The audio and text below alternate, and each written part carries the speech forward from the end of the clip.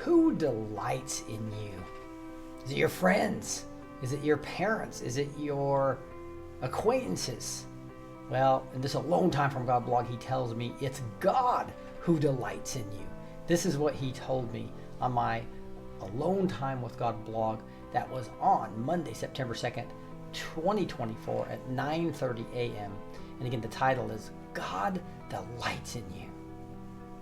And I asked him, how are you this morning, Lord? I am well and proud of my children. Yes, I can be proud, and I can also delight in my children like they can delight in me. My plan of salvation and redemption has been a huge success, as many are dying to themselves and living for me.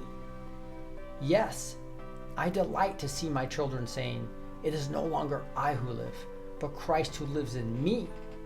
And the life I now live in the flesh, I live by faith in the Son of God, who loved me and gave himself for me. And my son did give his life for my children. And the great I am continues to love you. Now is the time to internalize this reality. The reality is that the God of this world, Satan, is losing control as I allow my remnant to take back dominion over this earth. Too many of my children think it's okay to be timid and expect the power of the enemy to rule and get more powerful in their lifetimes. I ask my children with this false belief to read the entirety of my word. I tell you that I have given you authority over all the power of the enemy. And I tell you that my church will be a spotless bride.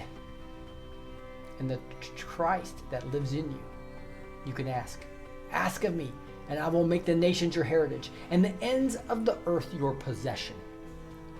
I tell you in my word, the Spirit God gave you does not make you timid, but gives you power, love, and self-discipline. So use this power with love and self-discipline. However, do not be timid. Do not let the enemy take over your government. Do not let the enemy take over all mountains of influence. No. The reason I am delighting in many of my children is that they are waking up to the power that they do have in my name. So remember, I desire all people to be saved and to come to the knowledge of the truth. However, without freedom of religion, my gospel gets throttled. So fight for liberty. Fight for the ability to assemble in my name. My gospel will still spread within tyranny. But now is the time for my children to take dominion over large parts of this earth so the gospel can spread to all nations and people groups.